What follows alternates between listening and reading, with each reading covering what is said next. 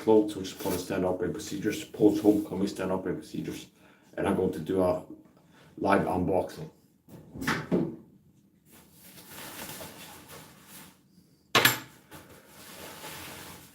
I'm a persecuted Christian, a so-called targeted with government gang stalking, or targeted of secret persecution.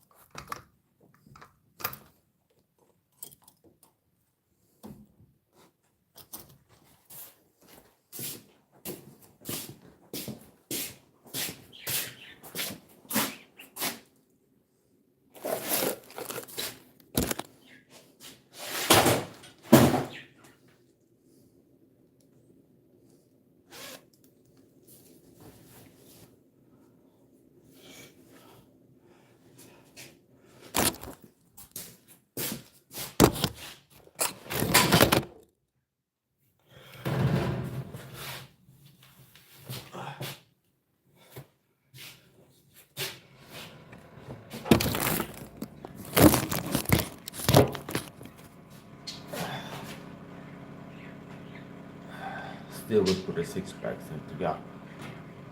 Less below my strength, which teaches my hands to warm, my fingers to fight, my hands to warm. He making my feet like hinds feet. You see my videos, so people go around you fast, okay? He making my feet like hind. The word of God is swift and powerful, see? So God has heaps upon heaps of viewers have I gotten with a Samsung phone. Okay, heaps upon heaps. Sometimes I make like a live stream and then a short and then tie two together out on this field, like marketplace like this on YouTube. And I'm attacking somebody. It's like, you're saved by faith alone. It's like a 30-minute grant live stream. And then a short was like, you're saved by faith alone. Okay, watch the full video. And then I link this video, tie it to the other, the long one. I'm pooping, okay. Yeah, I'm gonna shower. Yeah, so this is part of this psychological analysis. I've done this before, where we shows up sometimes. And it's like, hey, honey, I'm gonna poop. She's washing my. She's like, honey, I need to poop. My poop, it's coming. Okay, and she goes pooping. And what does that tell me? Psychological analysis. It shows she's exhibiting a lack of insecurity, because part of maturation is like, if you're a teenager, you have like shame about bodily functions. Like your worst nightmare. I remember me myself personally when you're like in high school. Your worst nightmare is like farting in class or something like this, or showing up with like a toothpaste stain on your shirt, and you have like a self-conscious insecure about that. It's like, Mike, did you go to the bathroom? It's like, oh, dude, I don't want to talk about being on the bathroom. See? So there's like a toxic shame that is common when you're growing up, like maturation before you're a full adult, where you have like shame about bodily functions. It's like burping or farting or something like this. So that shows like people that have that, like in adulthood, it's like, okay, I hope nobody's falling. It's like, oh, god damn, I hope nobody heard me. And they're like super sensitive and like scared of people hearing them fall or burp or something like this.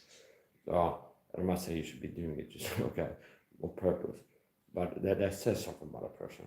So we is very natural, where she's like, oh, I'm gonna poop, okay, I'm falling, I ate soup, it made me fall, something like this. And she doesn't have toxic shame, she doesn't have shame about it, which tells me that she has some, meaning she doesn't need some fig leaves, okay. If she came in and she's like, honey, I'm taking a shower naked, I feel shame. So I'll be like, okay, we need to see some fig leaves together for it. And put something like this. Okay. So here's part of stand up procedures, my TSC3 live stream. Here's the timestamp camera app. This is part of my culture videos teaching tutorials how to set up a security system.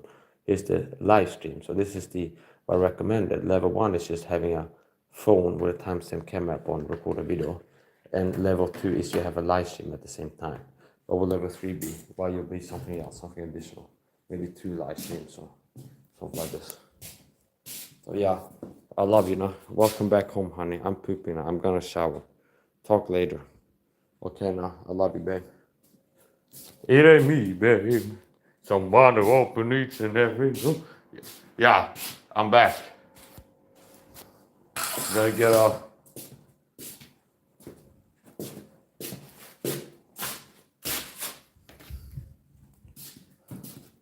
I didn't see Mike Perry down in the supermarket. I was looking for him. When I asked about his autograph. It's been like 2 years since I did a collab with Mike Perry. And I didn't see him anywhere. Okay. Okay. It's like I started a training camp for him. I did a trash talk, the call out on my YouTube channel. I started a full-on training camp. I did a live press conference, trash talking it. I started a training camp, like public workouts. Okay. And it's been like, what, 2 years since I made a video. And I've been looking for the guy, I understand. But I guess he's busy fighting people like, what's the guy's name? Eddie Evers. If you like bare knuckle fighting, I recommend the Eddie Evers fight. I made an Instagram post. It's like, I mean that, okay. It's like I'm not shilling for another, okay. But it's a good fight. If you're into bare knuckle, it's a good fight. Mike Perry versus Eddie Evers. And if they will fight again, I'll be rooting for Eddie, okay. Not because I'm a fan, but I'm not telling anybody, understand. But because I'd like to see Eddie win against Mike Perry. Okay. And here's another thing. With bare knuckle boxing, you want to have padding. Either muscle padding or fat padding. So you want to be either or. You don't want to be too ripped, okay, too lean. You want to have muscle padding or fat padding. So you can have fat or muscle connect as padding over your ribs. You want some kind of padding over your ribs. You're going to get punched bare knuckle into the rib cage. You want something to cushion the blow. If that's fat or muscle. I would pick muscle. Like it's like if you snap your fingers and pick a physique, you're going to do bare knuckle box or Mike Perry. But Mike, you want more muscle, more fat over your rib cage. Okay. I'd be like muscle. Okay. Now, you want one of two. You want either fat or muscle covering rib cage, because it's very easy to break ribs in bare knuckle being punched in the rib cage. So here we're going to get this charger cable here, and at the end of the fight, it was impressive. Nobody got knocked out, and at the end of the fight, you know what? Looks like Mike Perry took the most damage. If you look at the end of the fight, you can watch it here on YouTube. So it's Mike Perry versus Eddie Evers. At the end of the fight, when they're standing there and this is going to be announced, look at who's got the most damage. Perry's got the most damage. Evers looks kind of normal. And but Perry he's got like looks like his nose either got broken or it opened up a cut, like an old cut that's like scar tissue. But it looked like he had his nose broken. He was all banged up on his side. So part of scoring typically is damage in combat sports. Okay, so you can't win a fight by like touch, like what's it called? Like some martial arts where it's like, what's it called? There's some martial arts where you like compete but they don't like touch it. Okay, so it's like I touch your shoulder, I touch you, okay, touch, point fighting what you call. No, it's like in combat sport, what you're looking for is knockdowns, knockouts. Significant like punches landed like what damage it caused. So you can't like cheat the score gonna be like throw a combo like a rabbit where it's like I'm doing this like super light on the opponent, so I got like 30 like it's I'm vibrating my fist at him. That's like Nick King, so oh yeah, connected 30 times. See, okay, what's that doing? So yeah. It's like a lot of these athletes have been missing out on they've been, if you've been paying people to do health fitness coaches for it, you've been paying all type of people, understand? Okay.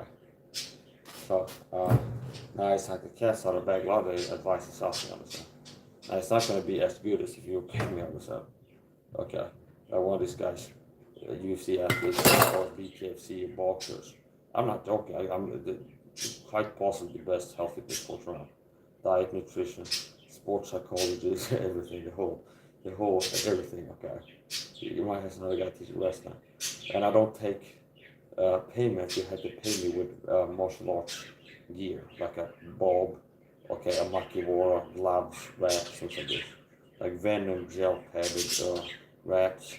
I had those before, okay. Venom gel padded wrap. Well, it's kind of like underglass with gel on it. Things like this. Så jag måste stability så I can have like alternative source of income, but I can accept gifts up to sort of value. So for you give me some coaching, I do some coaching. You give me a punch bob or something like this. Okay. Now the problem is that you're not gonna try and get to them. So I'd like to be able to invite all kinds of more large to the sport with me. Okay. If it wasn't for me being so individual, because I know that it's like even if they're not already captured by the system, if I would be like send a DM to Nick DS Instagram, like, hey, come spar with me, okay? Look at my video, I'll be a good sparring partner, okay? This like what training for somebody who's super fast or something. On that long, it's like I need to train for somebody who's got like incredible speed, okay? I can do that. Okay. Now here's the point. And I hit you with things that you've never seen before. Okay. So here's okay. Here's the thing. The wrath of God. I had that in comparison with the Mike Tyson fight. I was in training camp to fight Mike Tyson. The wrath of God, I understand. And it's this the wrath of God where it becomes a cross like this, and then it becomes like these hooks on the side. So it goes this the story. It's the wrath of God attack. This is like it's a crossover of WWE wrestling and boxing now. So you're like, okay, here's this up, and then it goes like this. That's the wrath of God. And when it connects, it's not just Mike SAHA hitting on the chin, you feel the whole Christian Godhead, the Trinity, you know, understand? And you break your hand, and you'll break your hand, understand? So it's like I punched Alex Pereira, one of these guys, the hardest I can in the cranium. It's mutual for destruction. I break my wrist, I break something, I break my hand, but you're getting knocked out on the head. You need to go to some kind of a clinic in Mexico, and they put you some kind of vat with like dry ice in it. And I can inject whatever they probably injecting, you understand? Okay, it's a kind of put it back together. But it's like, if I lost her, it's like the rockets, understand? It's like you remove the governor. It's what they used to have like when we were a kid, they had like teenagers that had this hat where you can like remove it so that plug and it makes them open and not be governed anymore. You can drive like a motorcycle. Okay, that. If I remove that thing like a plug, that keeps me from putting too much energy into my punches. That it will really, yeah, okay. So yeah, but I'm being facetious, but on a serious note, I watched the Mike Perry, Eddie Everest fight, and Eddie Everest is fixing to fight again. I don't remember who's gonna fight. Okay, the guy's name, but I look at his Instagram, his training, and research since I train. It's like this is something that helps me to be inspired, motivated, and get some ideas looking at what martial arts do for training. Also, I saw a post about whatever this guy. What else martial arts news? Rampage Jackson sparred with Pereira, and we did a light sparring session together. And I like to watch that. It was a good sparring session.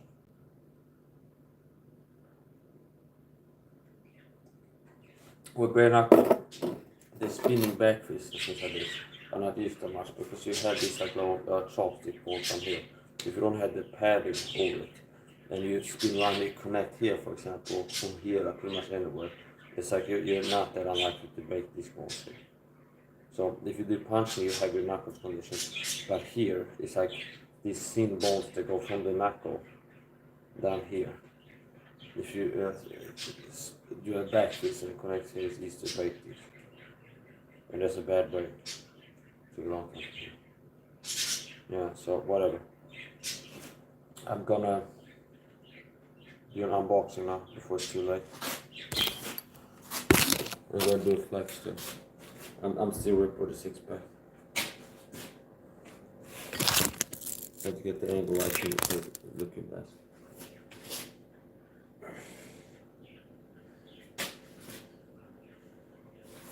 Okay, I'm gonna get the things unpacked.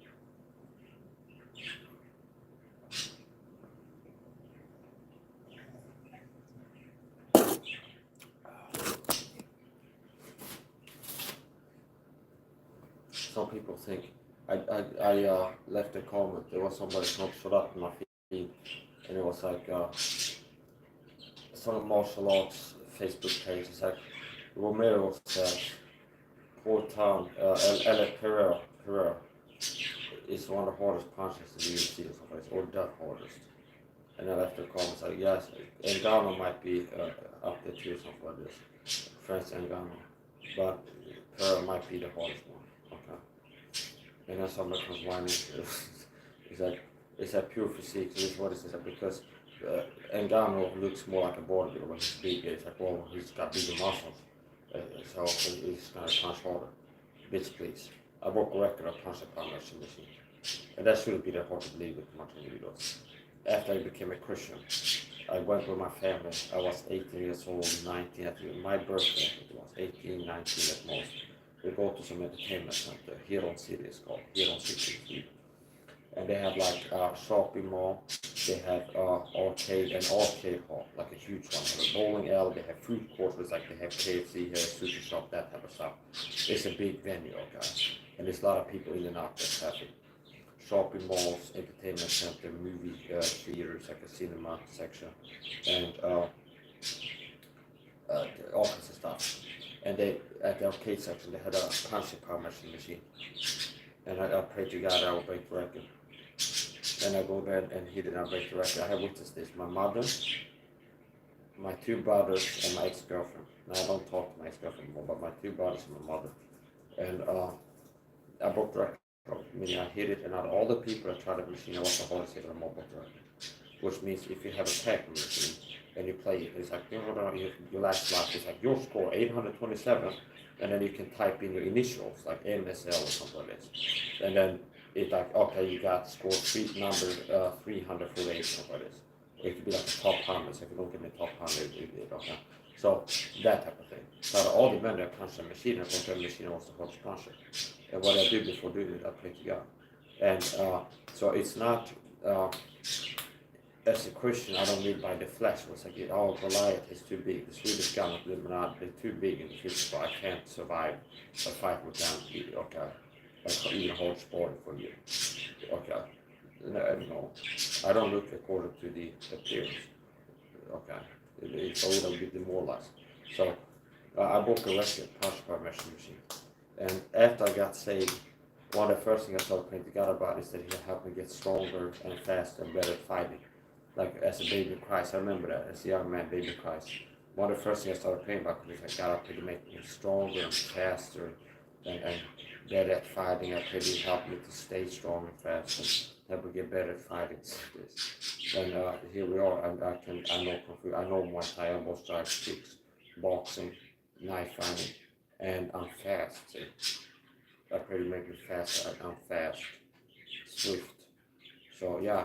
A lot of Christians never tap into the potential to become something extraordinary and great, even though it's on the table, because they're too lazy and it takes sacrifices. Like God is going to show you pay for strength. God's going to show you need to give this up to have more strength. You need to quit the sugar, eat clean, need to exercise. There's going to be things that God will show you need to do. It's like things that make you weak, kryptonite. If you're a Christian man or anybody, sugar, you should think of that as kryptonite. Sugar is like kryptonite. Kryptonite sugar. Sugar lowers your testosterone. It makes you weak. It gives you inflammation. So that's one of the things that God's saying is I need to quit sugar. And it's like, don't listen to these fakes out here that think to be Christians. They don't think it's possible. They think they say because they said a sinner's prayer, they got baptized to get saved or something like this. Or they repented of the sins, or they know each other faith gospel. You're saved by faith. Okay. So I don't like people try to tell me what to do. I belong to God, understand? People don't get to tell me what to do. The Illuminati, no person in government, no politics. God is my boss, understand? I don't take orders from anybody. And I don't like threats either from the government or anything else. And I like to show that that's not okay one way or another, sooner or later, understand? When they target me, they have pastors that tell us go for the program, whoever they use. This because you should communicate veiled threats or something like this. I don't tolerate that, understand? I have a zero tolerance to that. Like when I worked at Swedish hospital, noll tolerans mot hot och våld. Okay? When I went to the ER, I have a sign that noll tolerans mot hot och våld. but the Swedish government will communicate threats against me and use violence against me. Recruit flying might spray chemicals on what should be assault according to Swedish law, and all these other things. So, whatever, as they've done that to me, whatever he said, but we didn't really get to that yet. But here's the fish, okay? And this is kind of like novelty items. Rohu, steak. And in the, what I like about the forest, so they have novelty items, like things you haven't bought.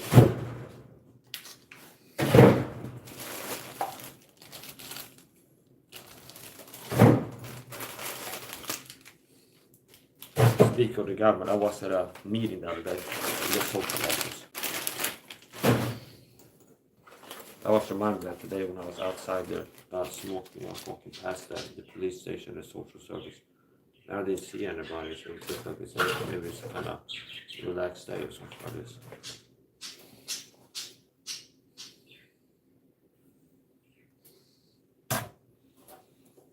So here's another thing, update. It's reached my ear that because I'm a persecuted Christian, probably over government gang stalking, secret persecution program where people are paid to harass me, like the Sörsetsen program, okay? And I've been going through that, but this secret program, they recruit people to target with harassment in this city and just in and around my home, okay? And they don't like that sort of live streaming because that makes it hard. That makes people feel uncomfortable, like John 3. They don't come to the light as this should be recruited. So because they're doing something evil and wrong, and they know they're doing something wrong. It's like it's harder for the government to recruit people to harass me if it's like known as like this guy is a live streamer and he live streams where he does live vlogs, grocery hauls. When he's out live streaming, go shopping, and we're gonna send you there to harass him. It's like he's live streaming. It's like, oh, I don't feel comfortable being on camera while I'm taking orders to harass and bully an autistic Christian in Sweden, okay? Yeah, because that's kind of contemptible and pathetic. And but in the stalking murder cult, it's like a murder cult. It's like, we're not doing anything wrong. But it's like, you look at the behavior, it's like they're acting like they know that there's something wrong. But it's like, we gotta cover this up.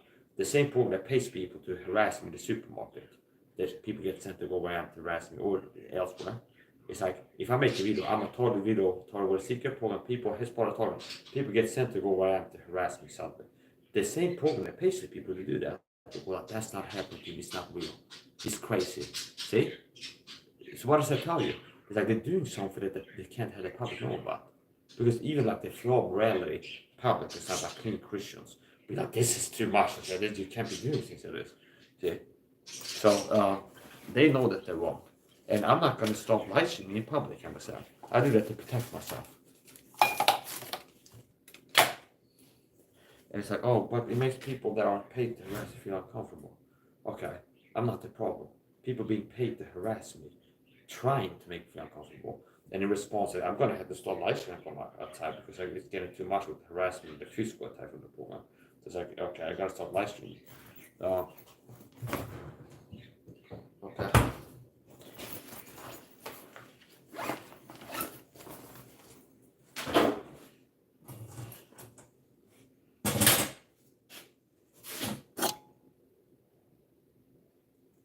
Yeah, so how we told the video, all kinds of stuff, threats, harassment, daily harassment. So basically, it's narcissistic abuse on steroids, where people are paid to harass you. Flying mics are recruited with smear campaigns, and everything is on the government level. What they use, it's like the smear campaign is government level. Everything is on a high level.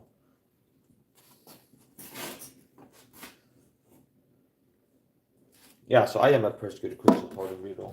And they've tried to murder me before, so it's like, what, okay. You think I'm going to be a little bitchy and be like, oh, go and shut up, because they threatened me while speaking up, to go to shut up, or else, and I keep speaking up, and they like attack me harder. But it's like, if I don't speak, they target me no matter what. It's like, oh, just sit here and wait and take it. Okay. Him that don't know the good and do the not, it's a sin. Learn to do well, execute judgment, relieve the oppressed. This persecution program that is targeted not only me, but other people worldwide, is oppression. And I know how to relieve these people. And I need to make videos talk about the target to be able to do that. See? So I consider the duty as a man, one, as a Christian, two, to resist this tyrannical people program. And I have the authority by God to stand up for my God-given human rights, understand? And nobody has the authority. You know what the role of the government is in the authority is to protect the God-given human rights that God has given you. That's the role of the government. Like his the rights of God's given man, and the role of the government is to protect them. So yeah.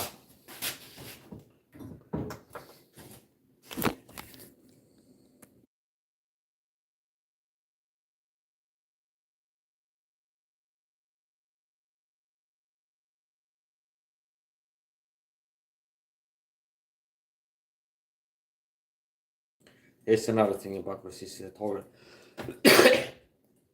You can't give them like an inch. If you're out here making videos about the target, you can't give them an inch. If it's like any level, it's like if they do this, then you shut up. Like shut up, stop making videos about the target. They're just like, no, and it's like, oh well, then we raise the harassment a notch. It's like, okay, the harassment got more intense, so I stopped making videos. It's like, now they got me number. It's like later on, if there's something else to do, I don't know, like hand out gospel tracts, whatever you really don't want to do. It's like, oh, okay, just raise the harassment, stop doing it. It's like, okay, they got your number now. See? So, how I would look at this, like, there's nothing that will make me stop. I don't care, no matter what. There's nothing. It's like, they shoot me in the other leg with a dart, can I survive? So I got 2 bad legs, and I'm still going to speak out, and I'll speak out more intensely than before, if anything.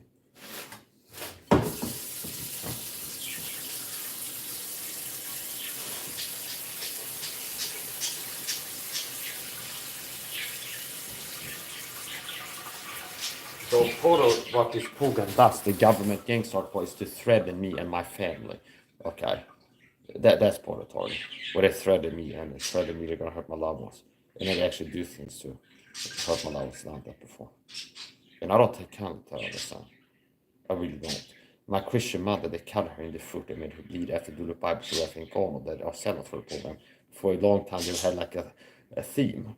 It was like one of the common threats was like, we're gonna hurt your mother, make you bleed, satanic blood sacrifice, and then the gaslighting twist was like, and it's your fault when we do something like this. And they used to do the Bible for Reverend Gordon and other sellouts. That I was listening to communicate these veiled threats, like the blood sacrifice mother theme. Okay.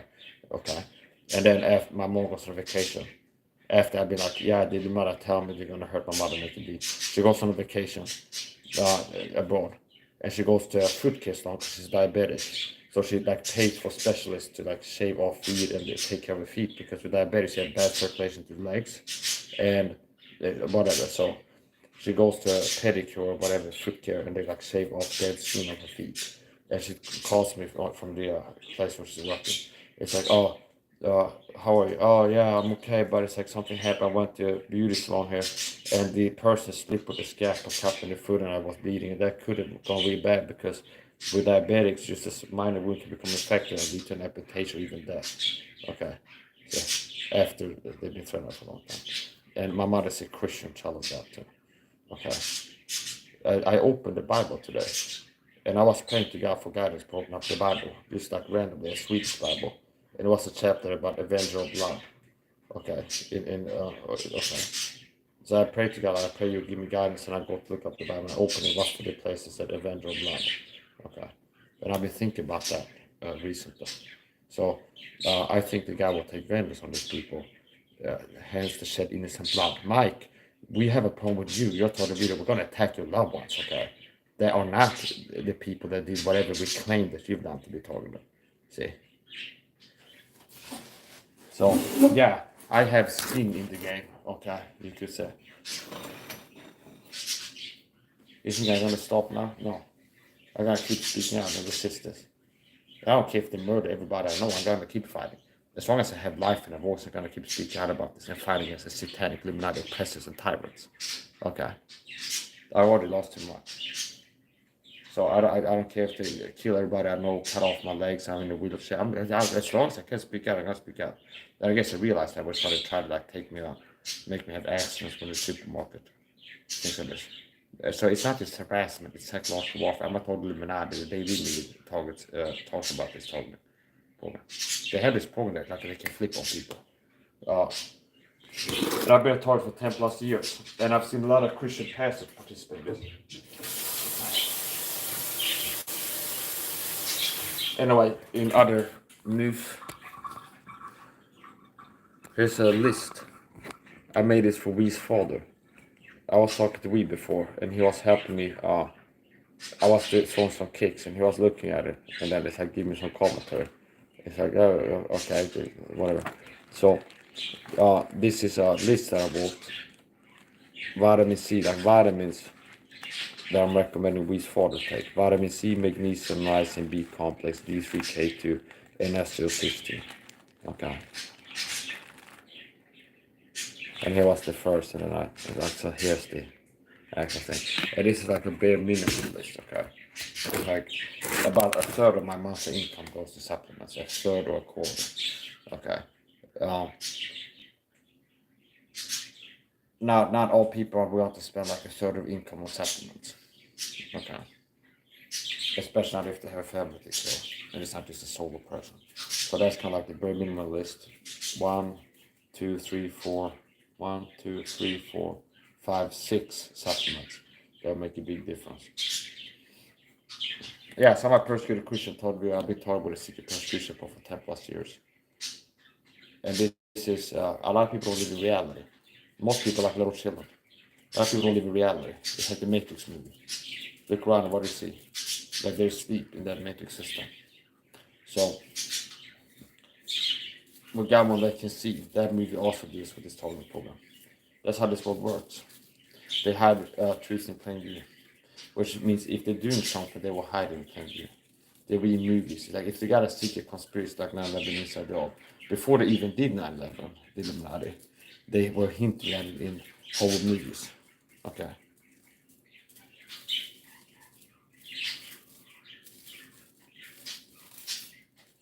Then you have sellout idiots. Dulip Bible, you're so fucking asleep in the matrix. Dulip Bible Church, Rafik, Arnold, George Baker, Edward Kiev. None of these guys, because they're blind leaders or they're blind.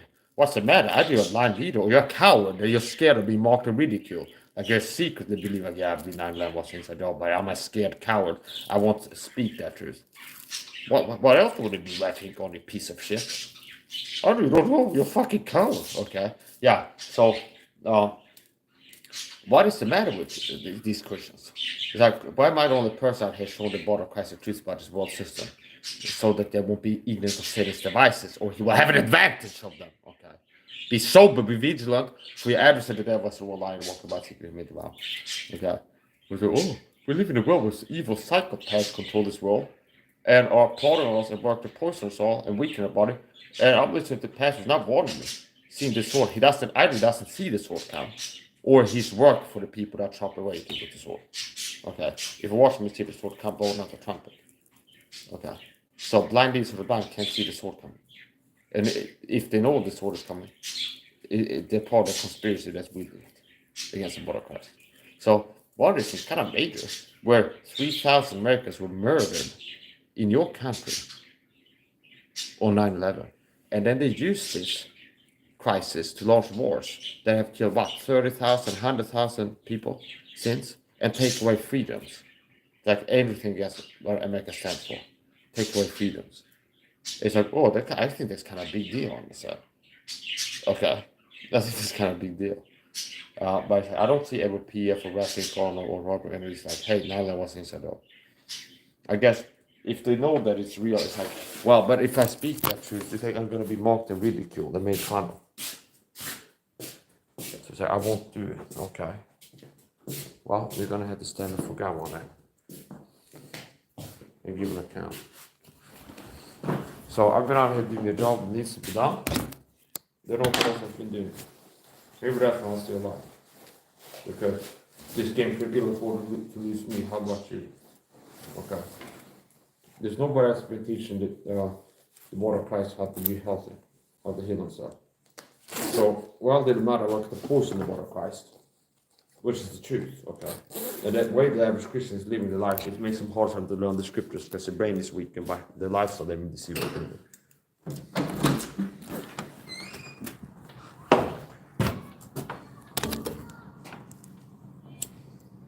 Yeah, whatever. Why am I even arguing this anymore?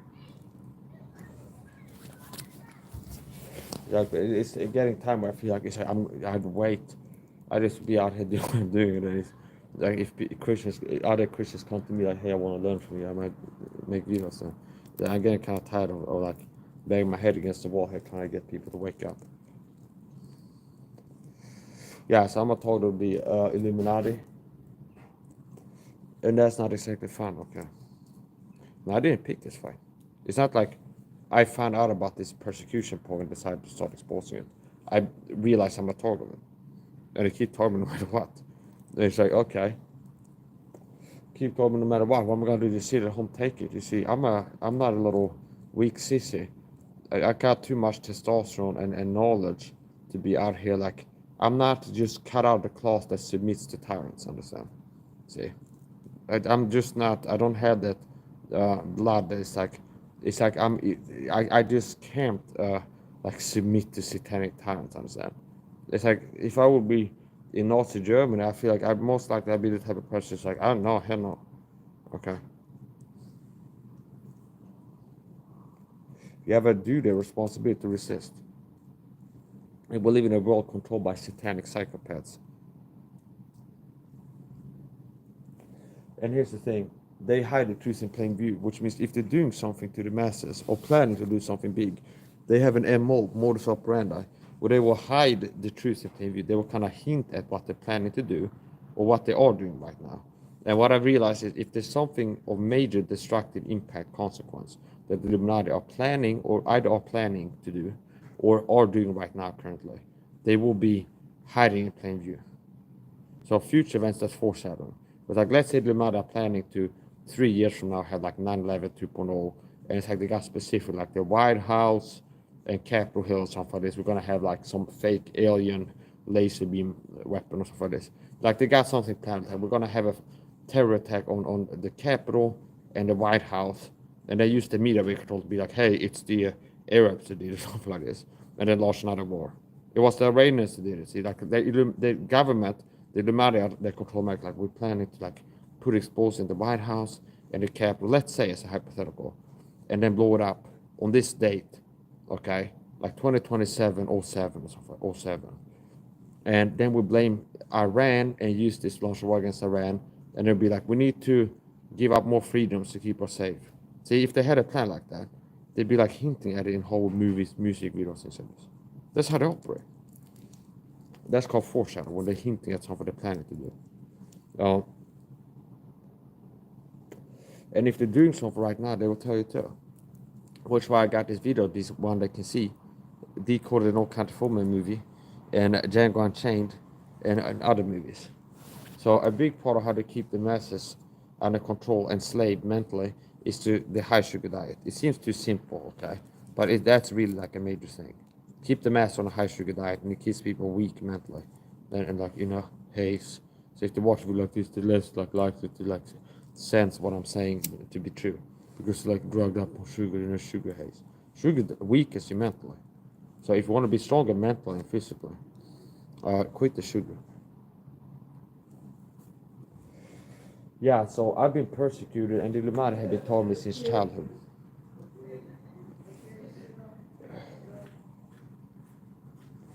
And it's not fun and games. But thanks God, I'm still here.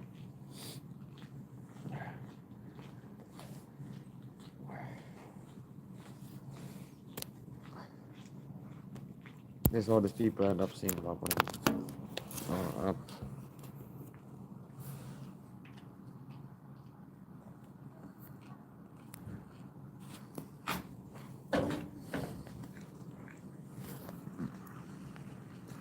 like the same time I'm or I'm outside here will be exiting a lot of times. It's like correlated with me being out in public is that guy showing. Yeah, anyway, here's the point. I'm a statistic. Okay, I like these statistics. It's like this is above statistical probability, the frequency. I understand. Okay.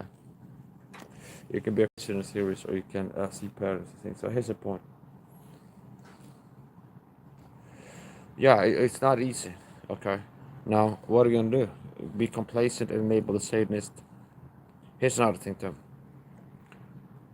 I'm part of the solution. I'm good for society. I'm out here teaching people the truth. Okay. While the average person work for this program is hurting their own children.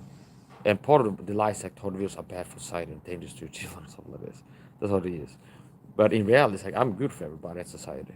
and they are hurting those children on a daily basis. High sugar diet, softener, washer closet softener, all these toxic chemicals, hygiene home cleaning products that the average person uses to have kids. They're literally technically abusing our children. And these children are more likely to get asthma, type 1, type 2 diabetes, cancer, okay, because of how the parents are raising them. Meaning, if you have a high toxic chemical, carcinogenic chemical exposure, you're more likely to get cancer.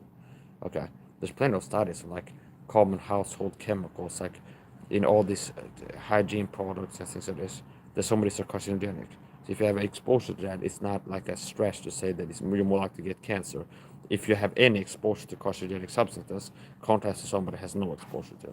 Okay, so anyway, that's the point. So it's like inversions. They tell the people in the stalking murder cult, like, we're harassing Mike to keep society safe because he's bad for society and children or something. He's a danger to children.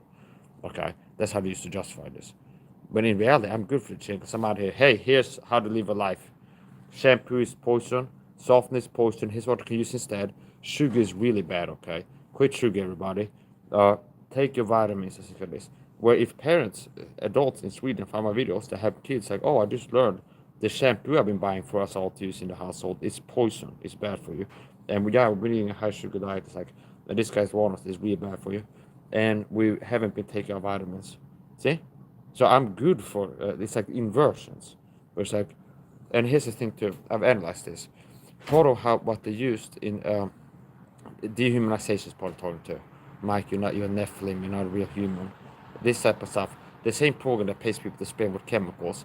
In the psychological warfare, some other flying monkey will tell them like Mike was spraying for cockroaches or something like this. Okay.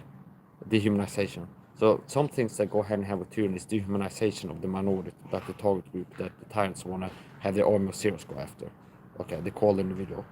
Okay, call individuals. The Jews called it the apple of God's eye. So part of the psychological like preparation to get the masses to go along with targeting a minority group, if that's the Jews or targeting individuals or whatever, it's always like propaganda, dehumanization. These people are bad for children, the elderly, society, for the greater good we're targeting them. Okay, so what we're doing is like it's good that we're doing it. But the crazy thing is, in the Holocaust, it was like open and overt. Okay, now this is so evil, and like it's like they had to be like, this is not happening, like covered up all the stuff. See, but the same program will be like, no, it's not wrong. Okay, to you, the target, it's not wrong. Okay, you're in a gulag, and it's like you are the bad guy in the gulag. You're here because you're a bad person in this gulag. Okay, it's not like they don't want to be like, I'm a Christian who's in a gulag because the tyrannical satanic government is like not liking me, and it's like, oh, I'm the guy that gets put in a Soviet gulag for being a problem to the communist regime. Okay, see, it's like it's like, which is kind of like, I'm targeted by evil. No, it's like we're the good guys. Okay, that's part of psychological warfare. And they don't like that I'm live streaming in public because it's made it harder for them. It makes it harder for them to have a public presence in the city, to get people in this city to be like, hey, we're trying to get you to have a job to harass Mike in the supermarket. If they know this, like, I'm always live in public. A lot of people are cowards. The perps are cowards. And it's like, I guess they're like worried about being caught on camera as to like taking orders from the government, harassing people in the supermarket. I won't be surprised, like hypothetically speaking. So here's the point. So here's the problem. The person being harassed to the point where they have to start videotaping every time they're in public to protect themselves. Or the people harassing the person to the point where they say, I'm going to have to start videotaping when I'm out in public to protect myself from harassment. So for example, before I started videotaping, like live streaming every time I'm out in public, I'll get harassed, super harassed by the Swedish police. It'd be like I go outside, it'd be like they'd be waiting in ambush. Like it's like for a while. It'd be like every time I go outside, they would come up to me and stop and frisk me and like hassle me. And that's one of the things that made me start videotaping in public. Because it's like, if, especially before they started having at least some of the cops at border camps, because it's like they keep harassing me and it's like it's intense. So it's like starting out I had just a video camera.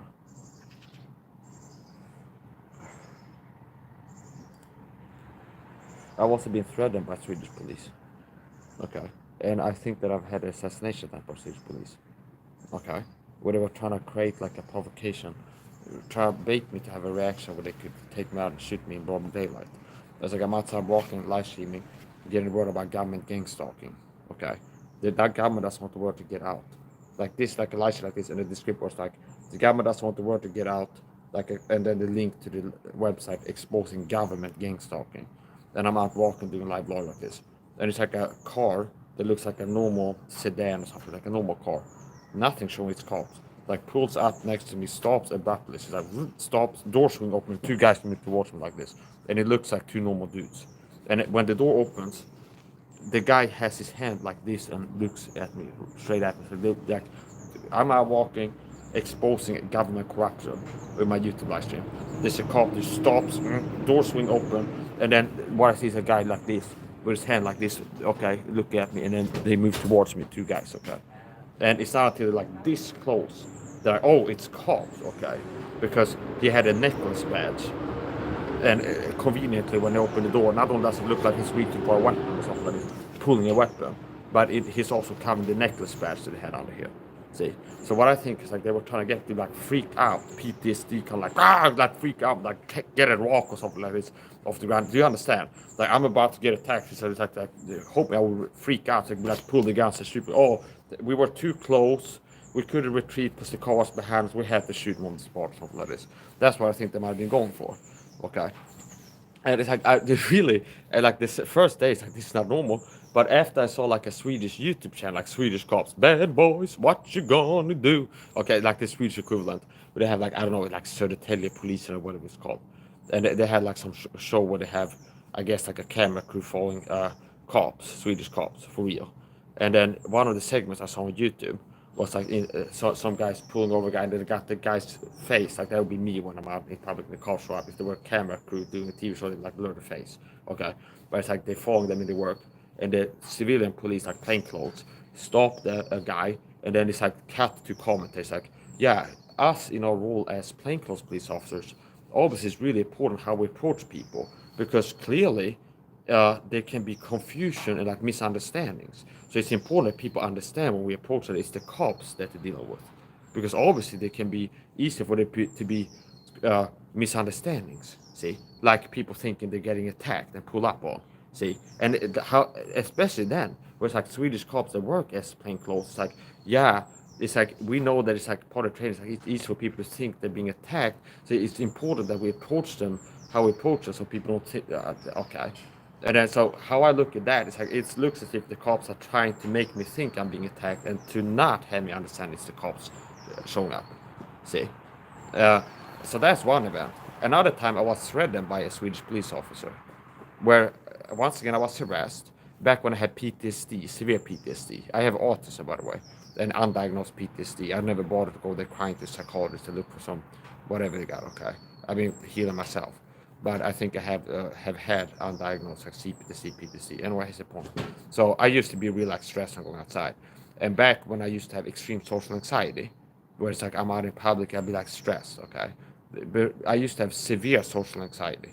Before I got diagnosed with autism, I got diagnosed with like social anxiety, social phobia, stuff like this, and put on SSRIs, which I quit after many years.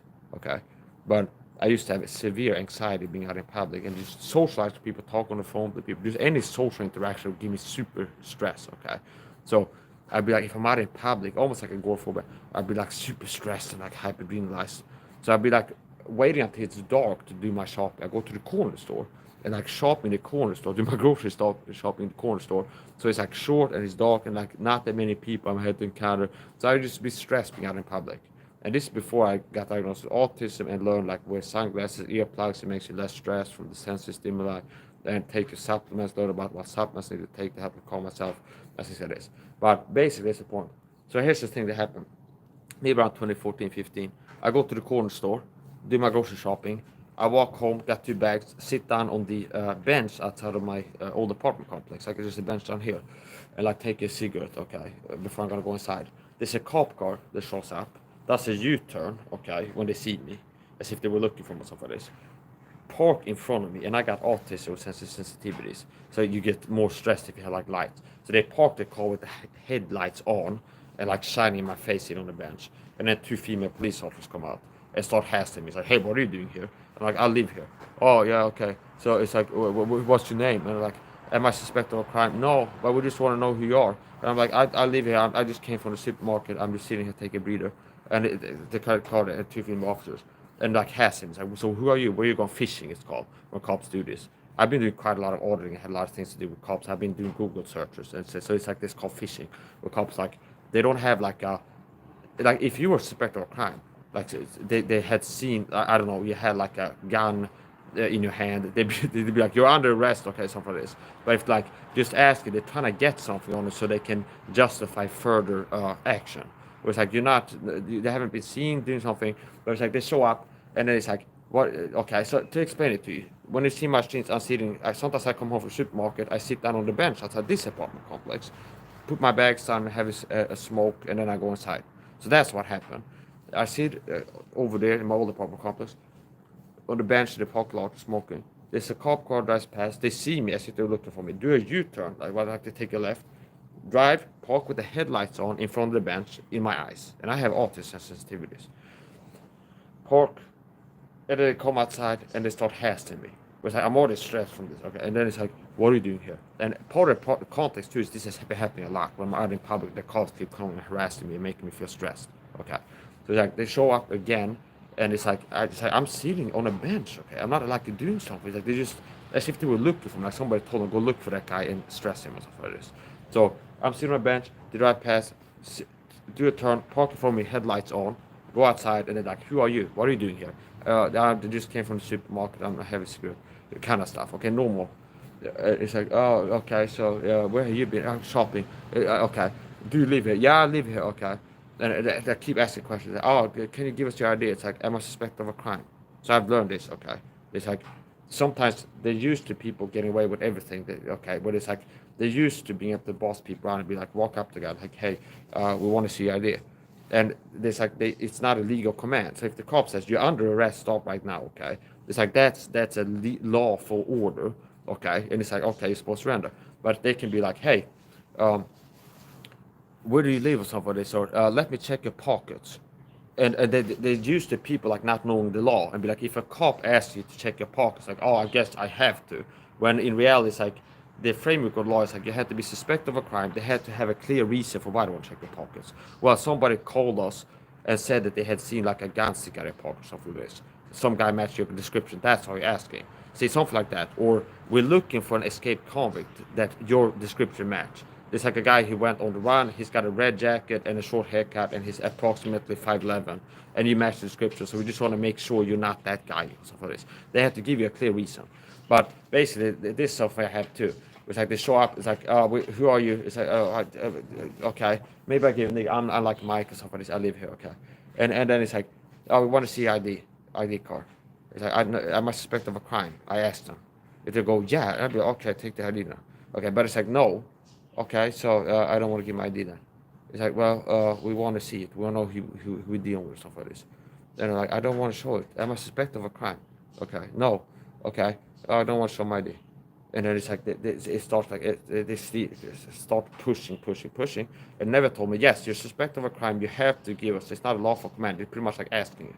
Okay, and cops do this sometimes, and they're used to people not knowing the law. So it'd be like, for example, if cops pull over a guy in a traffic stop, they're like, hey, we want to check your trunk.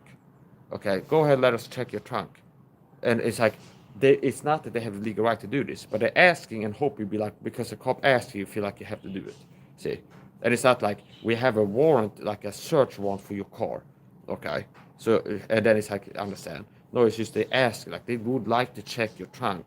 So it's like, hey, let us check your trunk. And they feel like, it's like, people feel like they have to, because they're a police officer. So a lot of times when I've had interaction with the police, the first thing is to determine if what they're asking me to do or tell me to do is them like pretty please, like I would like to, okay? Or if it's like a lawful command where they're ordering me by law.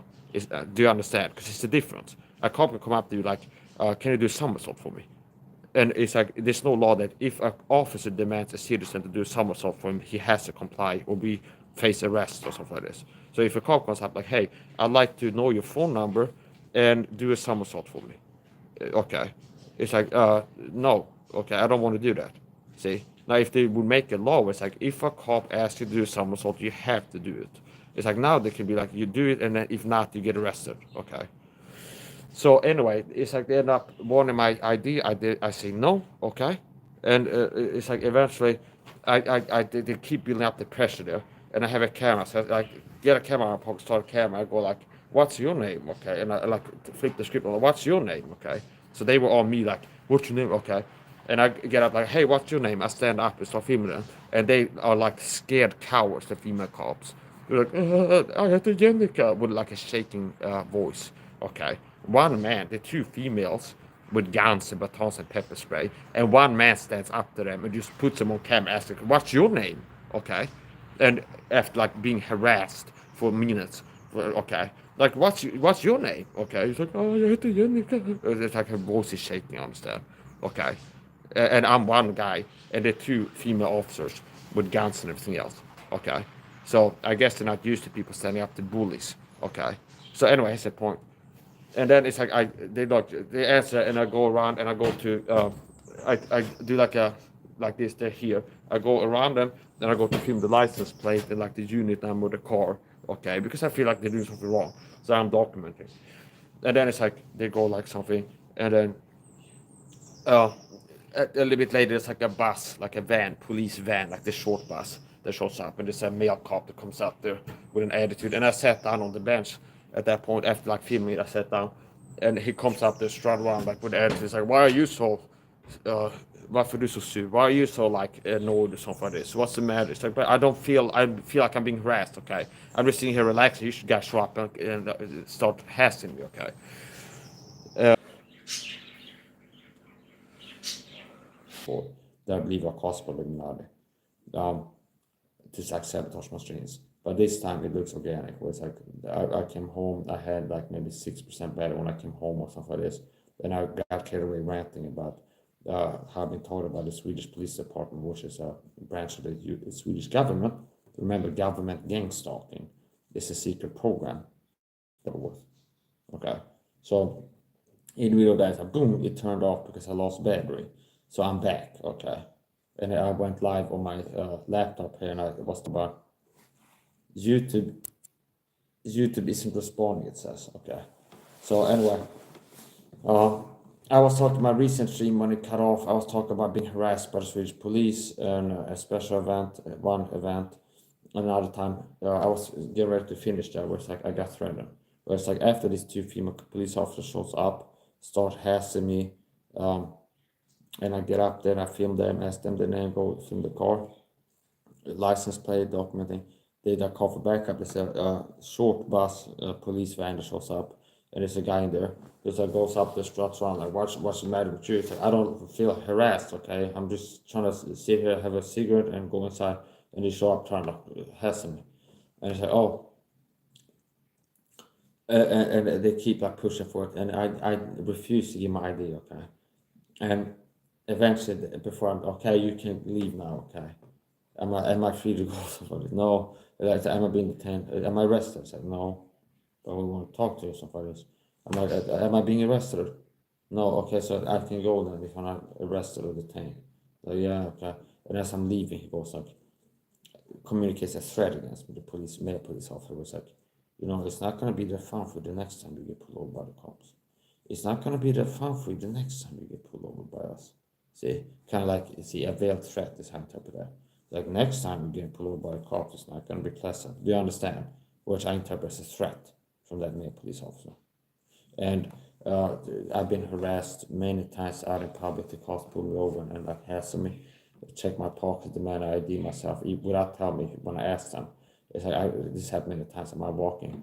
It's like I get tapped on the shoulders, a female undercover police officer, and then with more cops showing up.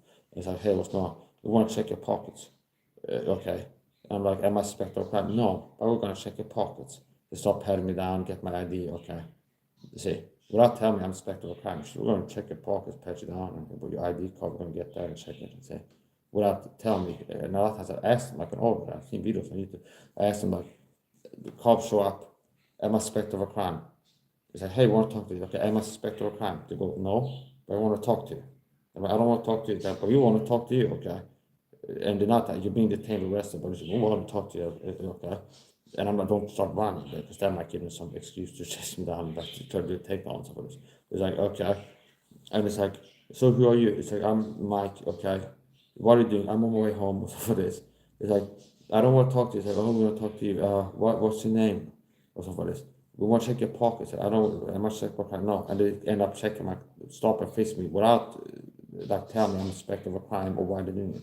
No clear reason. Just, we want to check your pockets. Okay. This happened several times.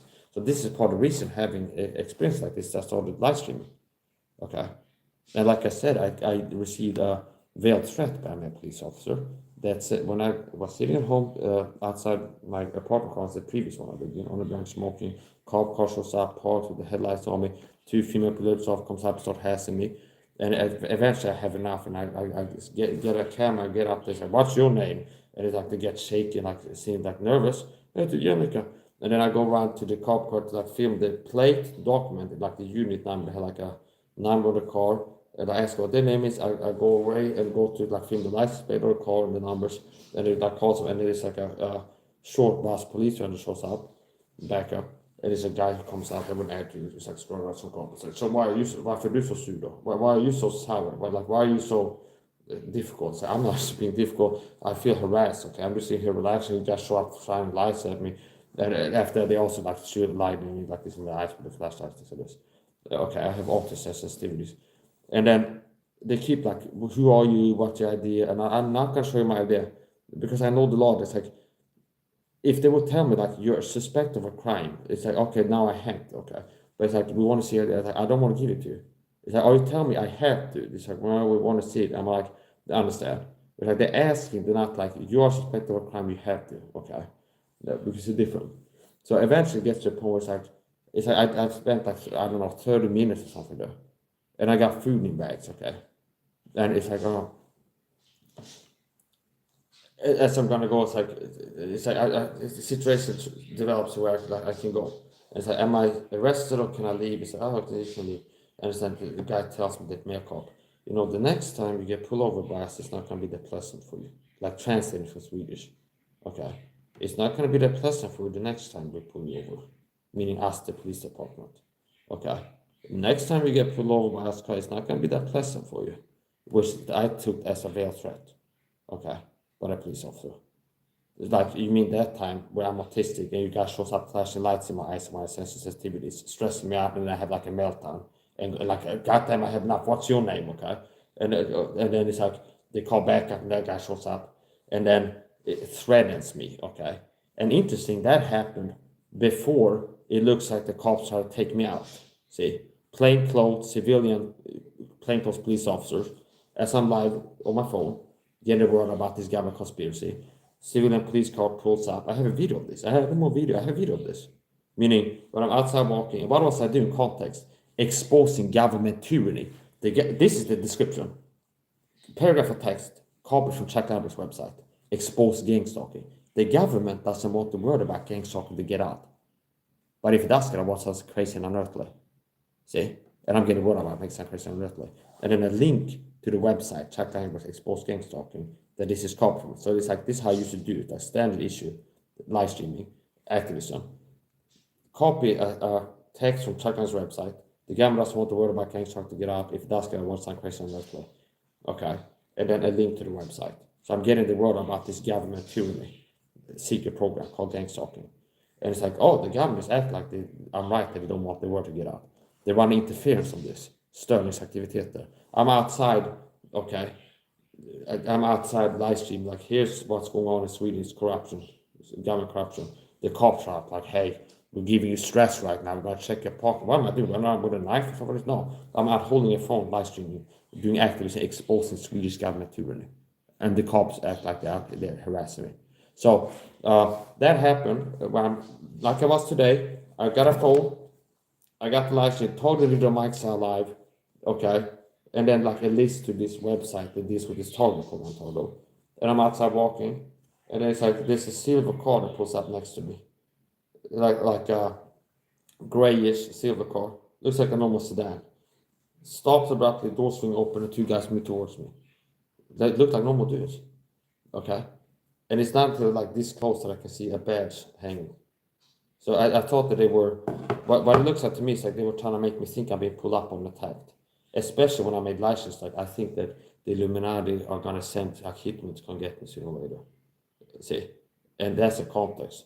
And it's like the cops they show up like act like a trap figure, something whatever is the thing.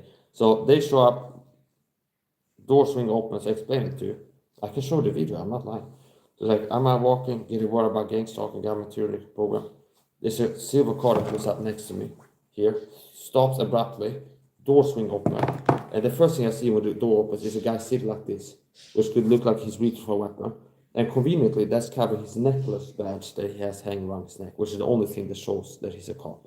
Okay, he's got a necklace badge. So he's the first thing I see, the car stops next to me, door swing open, two dudes moving towards me, and the first guy is like sitting like this, like the door open, his intention is for me, his eyes immediately, got his hands like this, which could look like he's reaching for a weapon. Okay. And this is down to somebody that says they think the government is going to send people to come kill them and pull up on them in public, something like this. Okay. So anyway, that's the point. And it's like when it is close, it's like, oh, it's cops. Because his hand was moving, he's got like a necklace badge. Okay. So what I think they were trying to do is provoke a reaction, like PTSD, like where like I'd freak out or like get a rock or something from the ground, like, because thinking that like this is people pulling up on me. Okay. Like every random people, somebody's coming to attack me. Two dudes jump out of a car to get me. So I hope I'm gonna like get a weapon and like attack them and be like, oh, we pull our guns, shot them on the spot and broad daylight. We the car was behind, we couldn't retreat, we had no choice, we shot them. See, that's what I think they're trying to do. Like they're trying to like create cover for action, plausible liability, where it's like this was like a planned hit by the government to stop my exposing of the gang stalking program. It's like, oh, it's just things happen like that. Okay. And especially the context, like I told you when I saw the Swedish cop show, like Södertälje Police or whatever, and they have an episode on YouTube where it's like they're pulling a guy over, okay, and they blur his face, and then it's like cuts to commentary by one of the civilian cops, like, yeah, us plainclothes officers, it's really important that how we approach people, because obviously there can be easy for there to be misunderstandings. So it's important that people understand that it's the cops approaching them when we approach them. And it's like knowing that that's part of like the training or whatever, like the plainclothes police officers from other way. It's like seeing how they act. It's like it looks like they were trying to make me not know that it was the cops pulling up on me. Okay, and this is after I was threatened by a Swedish police officer. It's not going to be that fun for me in 2 days, and multi-year harassment by the Swedish police department. Okay, and I have like 2 or 3 licenses from out in public, and the cops show up and like do a U-turn when they see me if they're out looking for me. And they pull me over, they want to check my pockets and my ID and all this stuff. Okay. So, yeah, okay. Yeah. And when I started whistleblowing, the next thing, now when I started whistleblowing about, getting more specific about targeting, now there's the system will always work to discredit whistleblowers. So Michael started whistleblowing and like, people target me, it's like, oh, we need to call the cops on it. Okay, so some people that are have been working, I felt harassed by them, and then it's like, oh, we call the car. This guy's crazy, give him a psych ward. Okay, and part of that is also I've said in my YouTube channel, I think that if I get put in a psych ward, I'm gonna get murdered. Okay, I've been vocal for that for years on YouTube. Okay, and it's because of what they said they saw on my YouTube videos. They called the psych ward on me, and because I've been saying that certain people, the same people that called the cops on me and put me in the psych ward, I've been saying that I think that they might have been doing things for the program to make me like intention make me feel bad. Okay, so it's like, oh, here's what I've studied. Like if a narcissist is doing narcissistic abuse to you, start whistleblowing, they want to discredit you. They spread you, this guy's crazy. So now this is purely hypothetical, but here's the point. They call the cops, this guy's crazy. Okay, get him in a psych ward. SWAT team shows up outside my door. Okay, it's a SWAT team, and okay, it's like here. And take me to psych ward, which was a traumatic experience. I'm not a pussy. I'm not a pussy to like that was traumatic for me. It was really stressful. Okay, it was really not comfortable because I was also thinking I'm gonna get murdered like Chuck Langenberg. Okay, you're about this close and I'm talking about it. But that's the point. So I was thinking like waiting for it's like they're gonna kill me. If it's gonna put drugs in my food, so I go to sleep and then put a news on like, oh, he hung himself on the psych ward. Or if it's like drug me, and then like when I'm sleeping, go and slit my wrist in my sleep. And oh, he cut his wrist in his sleep or something like that. Do you understand? So that's one of the things I was thinking. They're gonna like murder me, and if they do, most likely trying to go for like suicide, or have an inmate plant in there, or workers, people that work in the psych. Did you know that people that work in psych wards, okay, in hospitals, the Illuminati have fucking agents everywhere. They have a teacher. Every school they have at least one teacher is an agent. Every hospital they have a person. They have dentists. Okay, you go look at some fucking Alex Jones shows. Even he talks about this, and I can't even shell.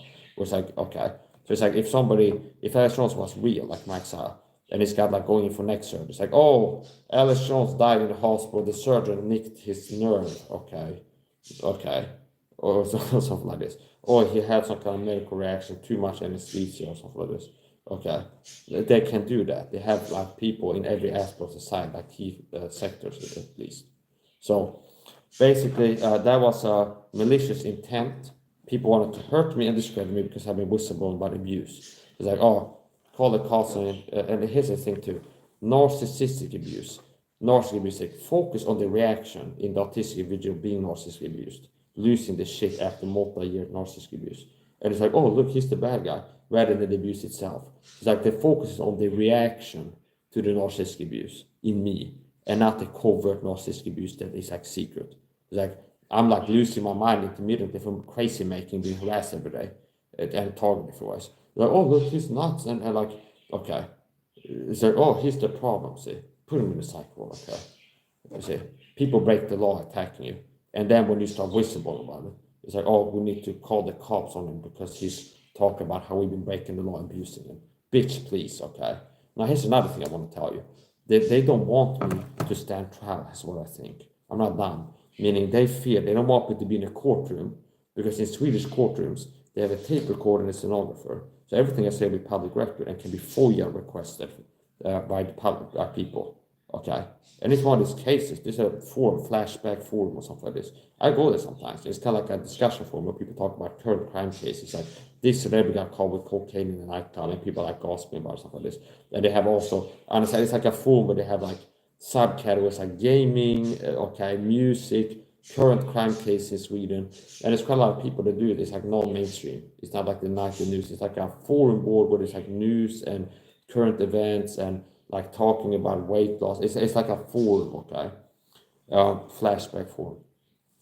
And there, sometimes I see things where it's like, a woman on LSS home says she was abused by the staff, and it creates some interest and stuff like this. It's like, it doesn't have to be like some guy flies to space and the cops shoot it to people. No, it's like these things are like kind of like, I was harassed by my ex-boyfriend, or something like this. I was stalked by my ex, and this people are interested in reading about this. It's like, here's the fuck from the court case, and people are interested in like reading it. Okay, so but my point is this: what I think is they don't want me to stand trial. Okay, they don't want me to stand trial and be like everything I say be on the record. See, they want to be like, I'm here in my YouTube videos, and then they put me in a psych ward, murder me there, get rid of me in the psych ward or in the arrest cell if I get arrested, and then be like, then they can go like strike my channel on YouTube. I can't even appeal it. My channel is down now. And like, oh, all these videos talk about what he was talking with, they're gone, see. Like, see. Now, if it's a court case, it's public record, and the government's like, Mike, you're in court for slant defamation for saying you have been harassed by people paid by the government or something like this to harass you. Okay. And it's like, yeah, well, if I go like, yes, that's the truth, okay. You got to punish me for the truth? Yes, there's people that have harassed me for the government. The cops have harassed me for many years. There's people that have been recruited. There's a program called government gang stalking, colloquially. The former head of the LAF-backed head gunners in America confirmed that this is real. See? Okay. And like everything is real now by a stenographer. It's a tape recorder. Yes, the Swedish government has a secret program paying people to harass me. Okay? I'm Mike Saha. And I think they're going to murder me once they get me to prison if I get convicted with something like this. Okay, see? They don't want that.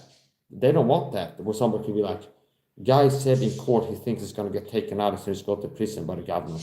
He dies 1 week later like Epstein or something like this. Okay? Maybe he was speaking truth. I'm saying they don't want it to be like that.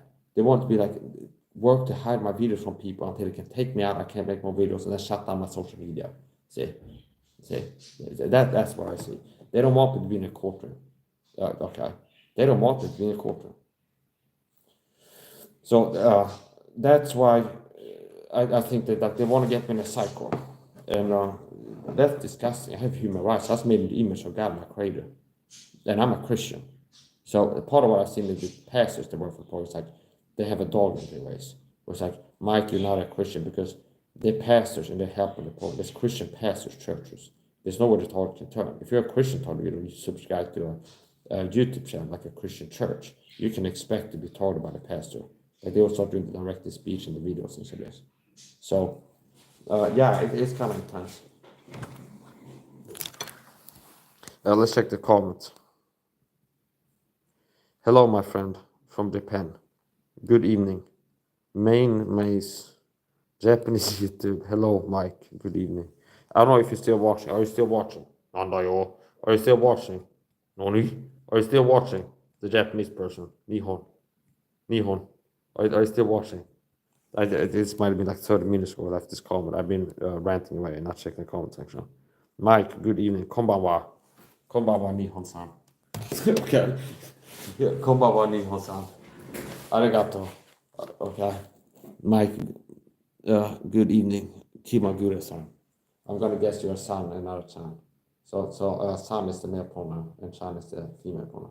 Which means if you address a Japanese woman, Japanese person coming here, and it's like, whatever, it's a female name or pictures or something, it would be like, well, the name is Chan, okay? Like surname, okay? So whatever is the point, konbanwa, that's how you say good evening, good night in Japanese. Good morning, the morning greeting is ohayo gozaimasu. And middle day is, I think, konnichiwa. So ohayo gozaimasu is the early greeting, morning. Konnichiwa is like the new middle day. And then end of the day, like night, it's konbanwa. Okay. So yeah, whatever. Hello, Japanese people. Hello, Japan.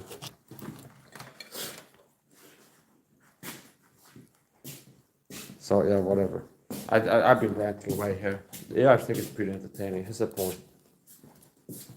It's like I noticed that when I do streams like this, it's like a lot of times the viewer retention. Like a lot of times I stream and it's like people kind of come in and they like tune out, they watch a few seconds and they stop watching. But a lot of times when I get like off on a rant like this, like people that tune in, it's like they stay long a lot of times. Okay. It's good for viewer retention. Now where's my here?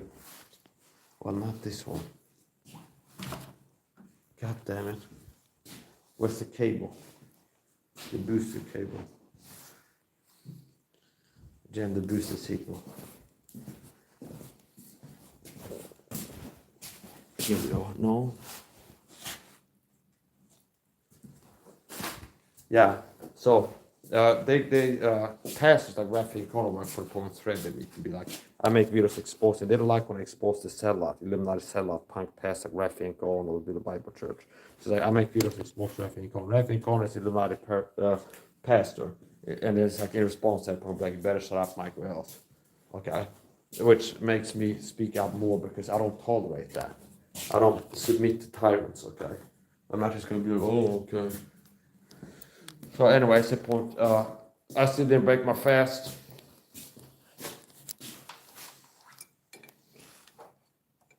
I'm a persecuted Christian taught in video. And I didn't pick this fight picked me. Okay? When they started, they told me. I wasn't out here exposed to the money. Like they start targeting me until it's like, they're gonna keep targeting me until it's like a cancer diagnosis. Once you know the truth, like, oh, this is slow murder, keep targeting until you're dead. Okay? And attack you physically, directly, and psychologically. So it's like, I'm just gonna sit here, roll my thumbs, wait to die from the torment or go nuts. And just disappear. Understand? Because they're working to get you in a cycle.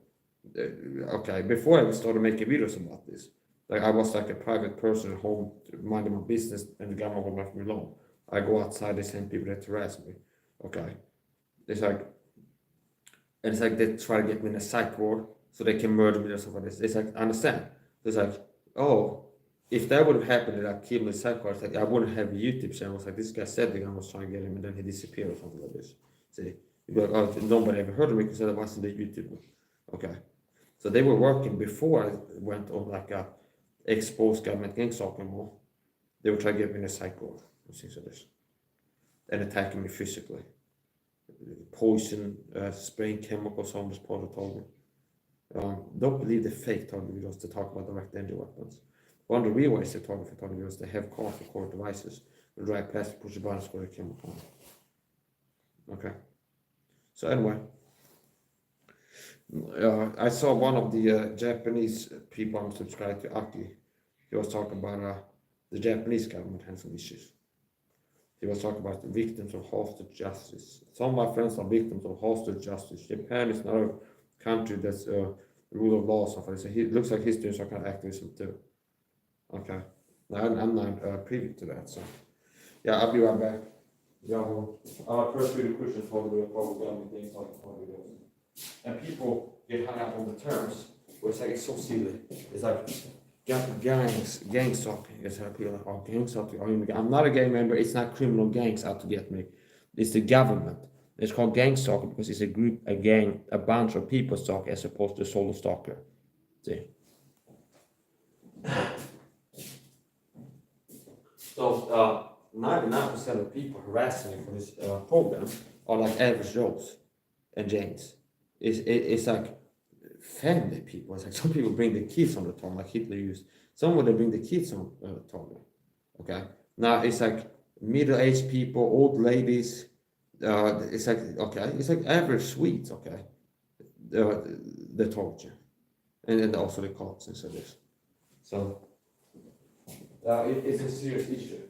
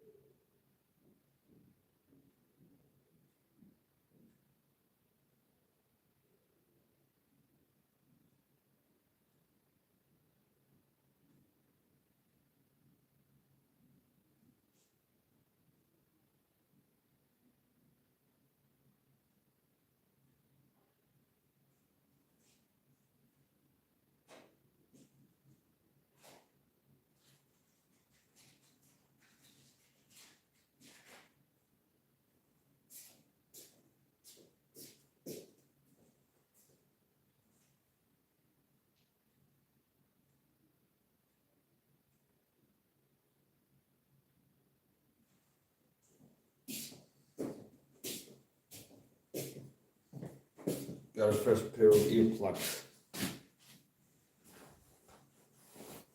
So I think I might end this talk for 1 hour 25 minutes.